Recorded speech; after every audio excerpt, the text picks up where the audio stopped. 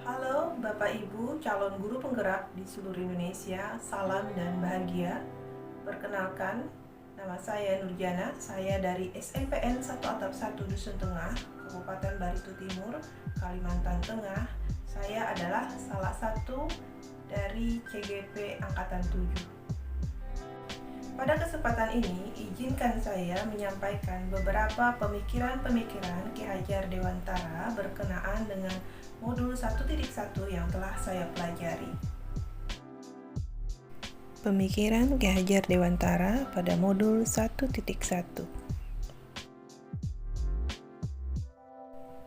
Menurut Ki Hajar Dewantara, pengajaran itu tidak lain adalah pendidikan dengan cara memberi ilmu atau faedah buat hidup anak-anak, baik lahir maupun batin. Sedangkan pendidikan menurut Ki Hajar Dewantara diartikan sebagai tuntunan dalam hidup tumbuhnya anak-anak. Maksud pendidikan yaitu menuntun segala kodrat yang ada pada anak-anak agar mereka dapat mencapai keselamatan dan kebahagiaan yang setinggi-tingginya baik sebagai manusia maupun sebagai anggota masyarakat.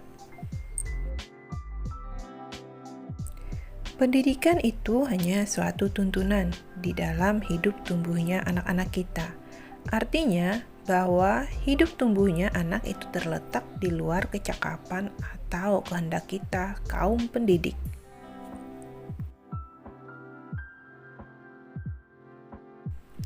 Kemudian, Ki Hajar Dewantara juga menjelaskan bahwa dasar pendidikan berhubungan dengan kodrat keadaan.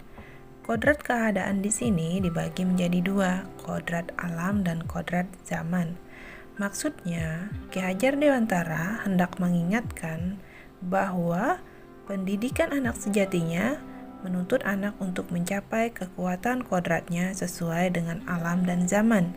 Bila melihat dari kodrat zaman, pendidikan saat ini menekankan pada kemampuan anak untuk mencapai keterampilan abad 21.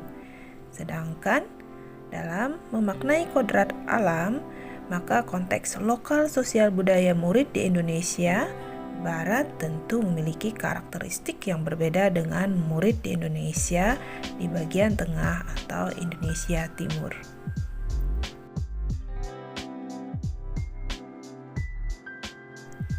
Ki Hajar Dewantara juga memaparkan tentang budi pekerti. Di sini beliau menyatakan budi pekerti atau watak atau karakter merupakan perpaduan antara gerak pikiran, perasaan, dan kehendak atau kemauan, sehingga menimbulkan tenaga. Budi pekerti juga dapat diartikan sebagai perpaduan antara cipta atau kognitif, karsa atau afektif, hingga menciptakan karya atau disebut dengan fisikomotor. Lalu apa yang saya percayai tentang murid sebelum saya mempelajari modul 1.1 ini? Ini adalah suasana kelas ketika saya masih belum mempelajari modul 1.1. Pembelajaran berfokus pada pencapaian materi dan KKM, lebih mengutamakan atau menekankan aspek kognitif. Di sana guru juga masih kurang memahami karakter tiap-tiap anak. Siswa lebih banyak pasif ya. Metode yang digunakan dalam pembelajaran ini adalah diskusi kelas, tetapi kelas terlihat sangat tertib dan sangat tenang karena fokus dalam pembelajaran adalah memahami materi. Jadi diskusi terlihat sangat kaku. Apa yang berubah setelah saya mempelajari modul 1.1? Yang berubah dari pemikiran atau perilaku saya setelah mempelajari modul ini adalah saya menyadari guru bukan satu-satunya sumber belajar. Kemudian pembelajaran seharusnya berpusat kepada murid. Proses pendidikan adalah menuntun kodrat anak, kemudian melayani anak sesuai kebutuhan atau sesuai karakternya, dan menebalkan perilaku baik yang sudah ada pada diri anak. Dan apa yang bisa saya terapkan di dalam pembelajaran saya di kelas agar mencerminkan pemikiran dari Ki Hajar Dewantara yang dapat segera saya terapkan lebih baik agar kelas saya mencerminkan pemikiran Ki Hajar Dewantara. Yang pertama adalah merancang pembelajaran yang menarik dan berpusat pada anak, kemudian memperhatikan kodrat keadaan, baik kodrat zaman maupun sosiokultural masyarakat setempat, kemudian pembelajaran yang mengutamakan budi pekerti, dan mengintegrasikan permainan ke dalam pembelajaran.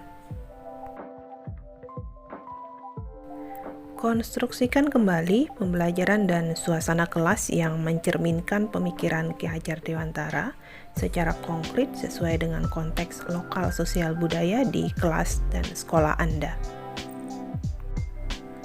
Penduduk asli Kabupaten Barito Timur adalah Dayak Manyan, dan saya ingin mengambil salah satu konteks lokal sosial budaya di sana, yaitu rumah adat yang bernama Liu Hante. Rumah adat ini didiami oleh beberapa keluarga, dan di sana mereka sangat mengedepankan kerjasama, gotong royong, musyawarah. Nah, nilai-nilai inilah yang akan kami bawa atau kami adopsi nanti ke dalam proses pendidikan baik di kelas maupun di lingkungan sekolah.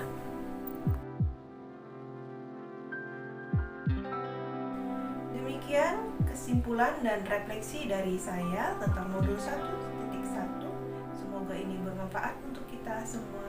Salam dan bahagia untuk Bapak Ibu calon guru penggerak di seluruh Indonesia.